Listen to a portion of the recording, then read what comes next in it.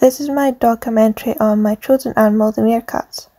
I have been studying their behaviour and welfare at Camperdown Wildlife Centre. The 5 freedoms is important in animal welfare and well-being. The 5 freedoms were first created for livestock in the year 1965, which was named the Bramble Report. This was started that animals must have space to stand up, enough space to lie down and able to turn around, and have enough room to do so, to be able to stretch their limbs and are able to groom themselves. The 5 freedoms was updated in the year 1979, and their names also got changed to freedom from hunger and thirst, which is being able to always have access to fresh, clean water and being given the right amount of food for the animal dietary needs, and freedom from discomfort by having a good environment. The animal has access to shelter and somewhere to sleep.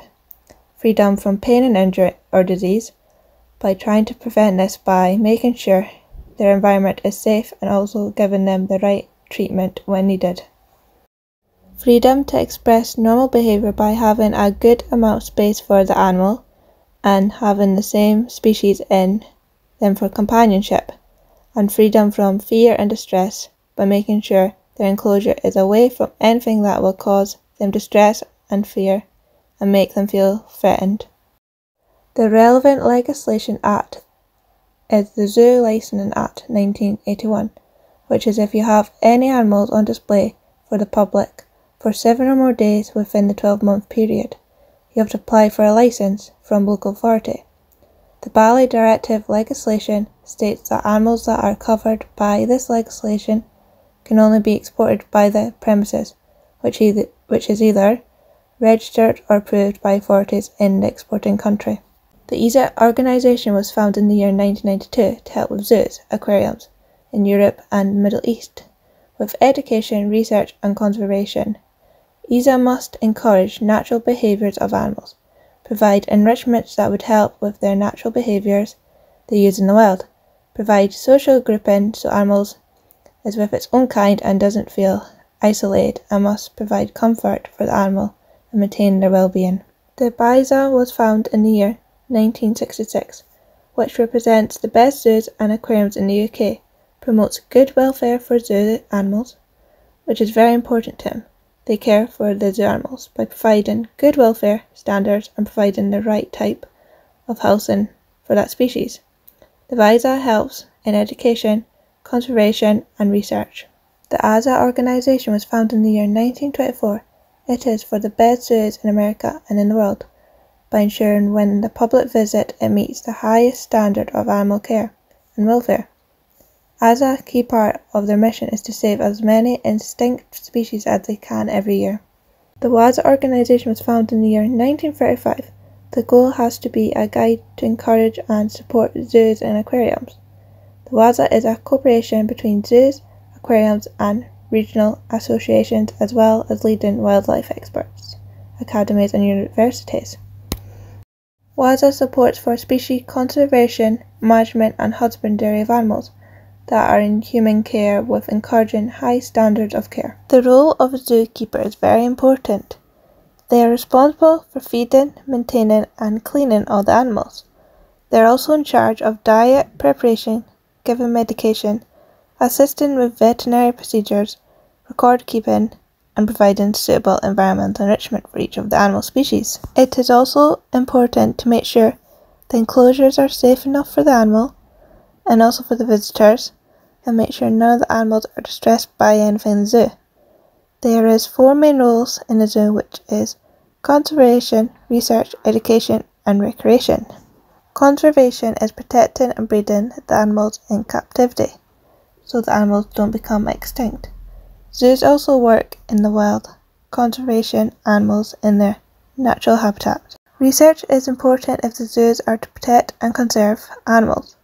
The scientists also need to understand the reason why the species is becoming endangered before they plan a conservation project for that species.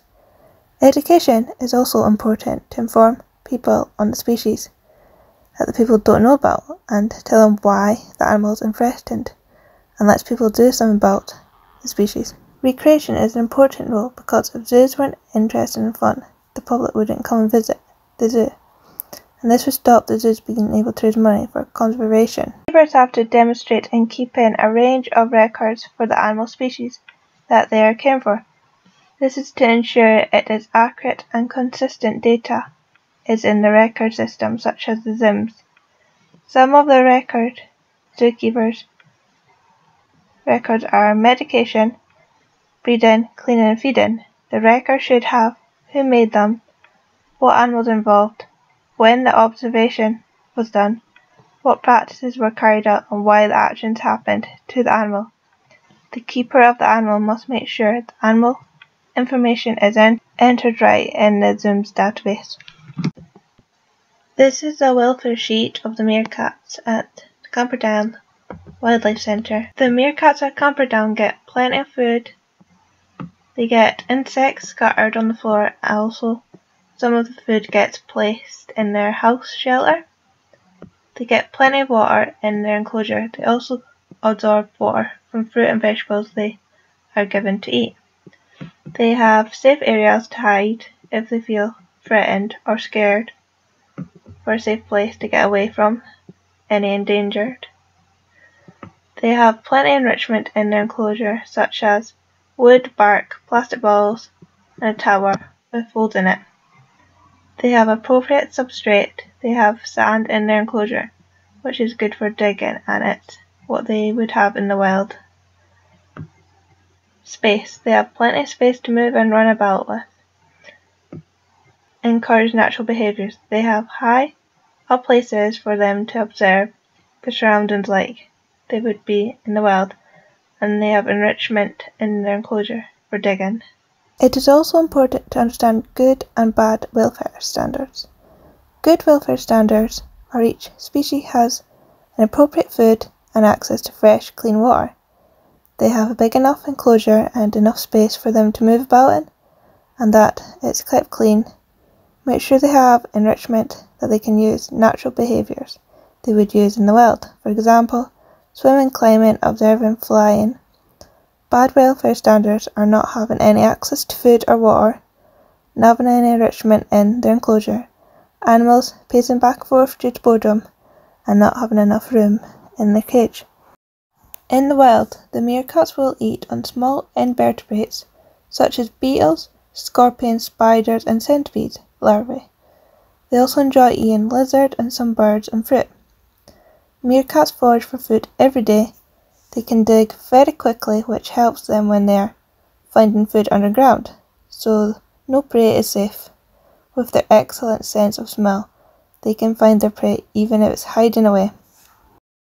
In Camperdown Wildlife Centre, meerkats are fed a mouse or chick every single day, omnivore pellets, live insects and small amounts of fruit and vegetables. It can change.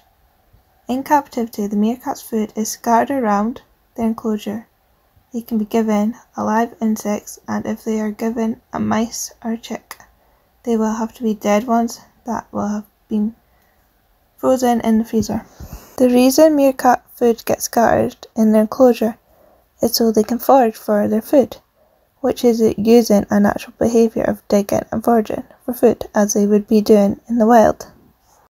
When hand-rearing animals, the problems of hand-rearing are the animals may not be well fed and hydrated and might stain fur or feathers due to food falling on the animal's body and be wiped off in patches. If a person that is hand-rearing is inexperienced, they might end up feeding the young the wrong types of food. Sometimes when you reunite the young with their parents, the parent might reject their young. When this happens, the hand-rearer will keep them until they're old enough to defend by themselves. If you're housing two different species in a hand-reared home, one of the species could end up imitating the behaviour, and it's most likely to be the more dominant species, and this can damage the rehabilitation process. Stereotypical behaviours in elephant include rocking, swaying, head bobbing, or any other repetitive movement. They do this as a sign of stress. Elephants will not lie down on their own if there are strangers nearby. Elephants who stay in a recumbent position could be sick. Crossing legs shows irritation and itching, which is caused by joint pain, stomach ache or chaining. Some stereotypical behaviours seen in meerkats are excessive grooming, sometimes becoming stressed due to lots of people watching them, and not having a safe place to get away. Also, if they don't have enough enrichment in their enclosure, this can cause meerkats becoming stressed and bored. It may even lead to aggression to other meerkat members. To prevent stereotypical behaviours in the meerkats, the zookeeper can put environmental enrichment in for them. This helps them display some natural behaviour they would use in the wild, and helps stimulate them mentally and physically.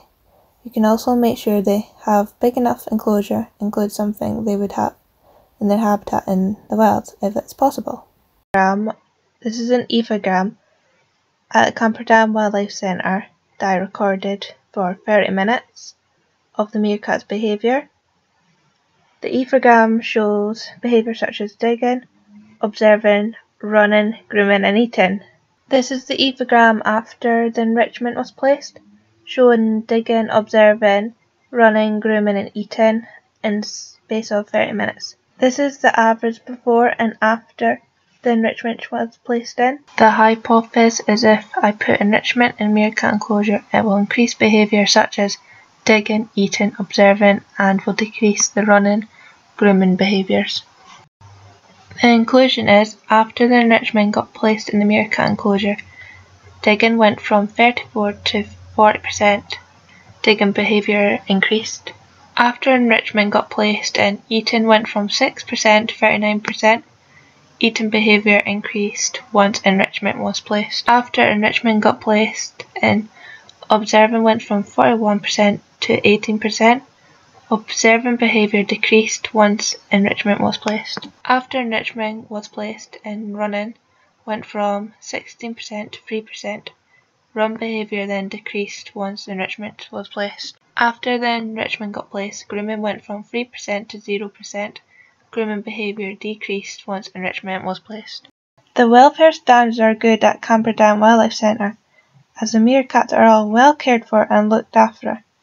I think this because they all get plenty of food, fresh water, and they have lots of environmental enrichment to keep them entertained. And it helps them use their natural behaviours they would use in the wild. And when I'm at Camperdown, they're always very active and doing things. They never look stressed or bored, so I feel Camperdown is doing an amazing job caring for meerkats and their needs. Our group were hoping to design an enrichment which encouraged natural behaviours in the wild. The enrichment would encourage the meerkats to hunt and dig for their food. This also means that the meerkats would be made to work for their food as they would in the wild. The group designed a papier-mâché enrichment made from flour and water. This was safe for the meerkats if they tried to eat it, and the papier-mâché environment was in the shape of a tube. The plan was to put holes in the tube and food on the inside. The meerkats would then access the enrichment by the holes with their paws and mouths, which would keep them occupied for a while whilst using the enrichment. We came across some difficulties with the enrichment project as the zoo was closed for 3 months due to coronavirus. Unfortunately, because of the papier-mâché was made from flour and water, it became mouldy and unable to use. As a result of this, our group decided to make another enrichment, which was made of plastic and had 2 holes in either end. We used the plastic this time so it was more durable and would last longer. The meerkats were able to access food from either end of the enrichment.